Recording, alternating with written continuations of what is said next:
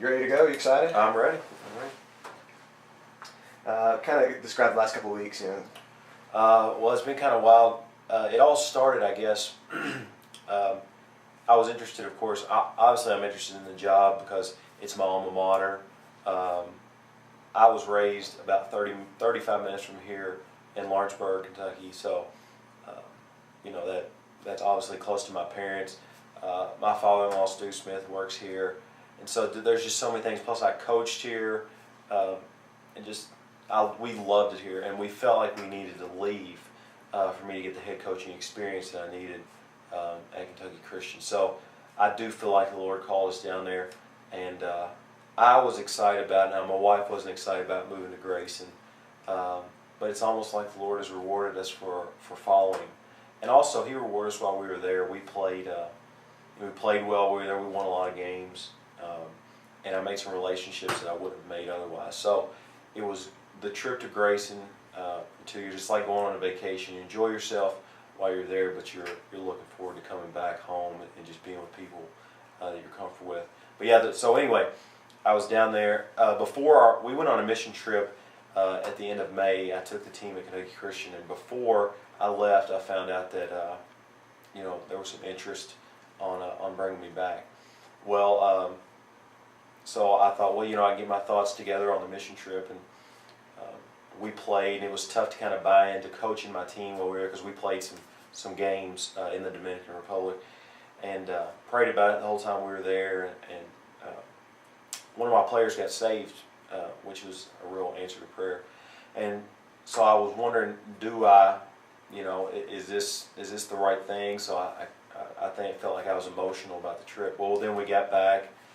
I came up here and visited just on my own, and just being on campus again made me excited and want to come back. Plus, we played in this Zweifel tournament last year.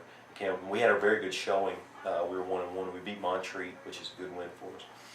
But as time got closer, I knew it was the right move for me. We didn't move for money. We didn't move for anything except we prayed about where the Lord was leading us, and we got some confirmation in that. The junior and senior class of this year, I had a big hand in recruiting, so I'm very familiar with them, and it's just a good fit for us. But I had my interview on a Wednesday. I think it was the 11th. I think June 11th. I came in the night before, stayed with my in-laws, and it went well. And a lot of those people that I knew from being here before, so it was more like a conversation, a catching up with how my style has changed since I went, what I've kind of hung my hat on as a head coach, and what excitement that I could possibly bring to the program. So it was fun to get to share my ideas that I felt like had been locked up for years, that I had been using at Kentucky Christian, that now I can use at my alma mater, which was very dear to my heart. So it was like I've been preparing for this interview since my playing days. So it was finally good to get to do that. The bad thing is I had to wait till that next Monday to find out. So the weekend was a mess. It was Father's Day too, so I didn't get to fully celebrate Father's Day until that Monday. But when I got the news, of course, I always dreamed about the day I'd find out that I got the job, and I did. And, so I've been telling my wife I didn't get the same reaction from her when I told her we were moving to Wilmore as I did when we were moving to Grayson. So she cried both times, but for different reasons. So it's exciting for everybody. What is that style? You all scored a lot of points at Kentucky Christian. Is that kind of up and down the court? We averaged more this year than we did the year before. I felt like the year before was wilder. We averaged 96 this past season, and either 94 or 95, but it was one or the other. And I figured out, first of all, a lot of times I don't play that style because we just want to. I play it because we have to.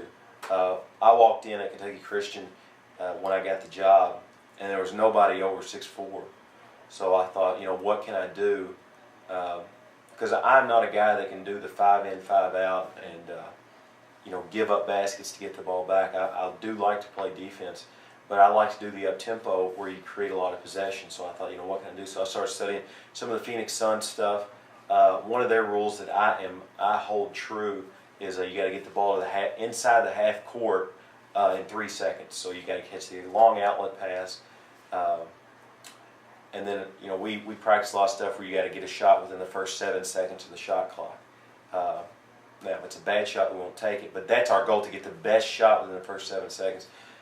If you study it, you're supposed to get, for every possession you get, it's a point.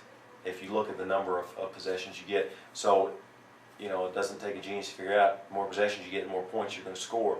And so that's the kind of thing it is. And it's not just turning everybody loose. It's it's a structured chaos, is what we like to call it. We do a press, and believe it or not, nobody thinks you score. Everybody likes to say you score off your defense, but we do score off our press. I think it creates the energy we need. The thing at Kentucky Christian too is, I play that style with 7 guys, 8 guys at the most. Now I'm looking at, if you look at our roster, you get past the first 2 or 3 players that are the most talented, and from there to like the 3rd to the 12th guy, there's really not a lot of difference in their ability, and it doesn't drop. It's just the same, and it's solid. So it takes incredible endurance to play that style. So I can just sub one in and not lose anything. And I had a meeting with the guys last night, and I explained a lot of that. And I said, it's going to be a direct correlation how your endurance is to how many minutes you play. The guys in best shape are going to play the most. So, hopefully that got them in the mood to go out and start getting in shape. With this team, they graduated a lot of experience, first of all, but they graduated a lot of size. So, I mean, they're coming back with one of the smallest teams they've had in a long time. Right. Probably since I played. Yeah. And everybody says, you got a lot of guards. Well, that kind of feeds into the style that I want to play. I'm already playing with our smaller lineups, and the thing that you got to think is you don't necessarily worry about a big time post player on offense with our style, because of the spread out offense. What you worry about is how you're going to guard another team's big guy. So I'm going down the list and seeing it. I think Brian Johnson is one of those guys that can guard a big guy. I think he's strong enough. I think he's smart enough. I think Zach Mefford, he's coming back. I think he can guard a big guy. And with the trapping and things we do. So, yeah, we need a basket in the paint. That's when we'll miss it the most. But I think that we can create enough, trapping and running around, that hopefully we can make up for our lack of size. The thing is, I thought I'd come back home and I'd have a little size, and it's we do have Keith Price, who's 6'8". We do have Cody Dixon, who's 6'6". Zach Mefford is 6'4". So we do have a little bit, but it's not anything. It's not there's no Patrick Ewing in that group. There's no Brett Johnsons in that group. So anyway, but you look at the conference. Rodney Mitchell for Alice Lloyd is big, but and Charlie Gonzalez from Indiana Southeast is big. So those are 2 good post players, but it's just something we're going to have to cover up. But I like the mismatches. I like to play 4 guards and a forward, and so it's going to be interesting. It's not conventional basketball, but I tell you, it's a better team than I inherited when I got to Kentucky Christian.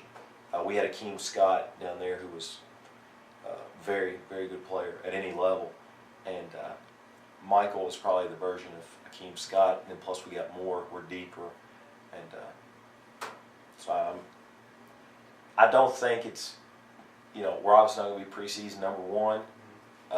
That's out of the question, but I think it's going to be a surprise year. I almost like to play the underdog card. So it's hard. It was probably harder last year for them after they had such a good run the year before, and then to have that pressure on you. And I think their motto was one more. They were trying to get one more win than they did the year before, or one more step farther. And that had to be tough. But this year, hopefully, it's a refreshing and new ideas, new things.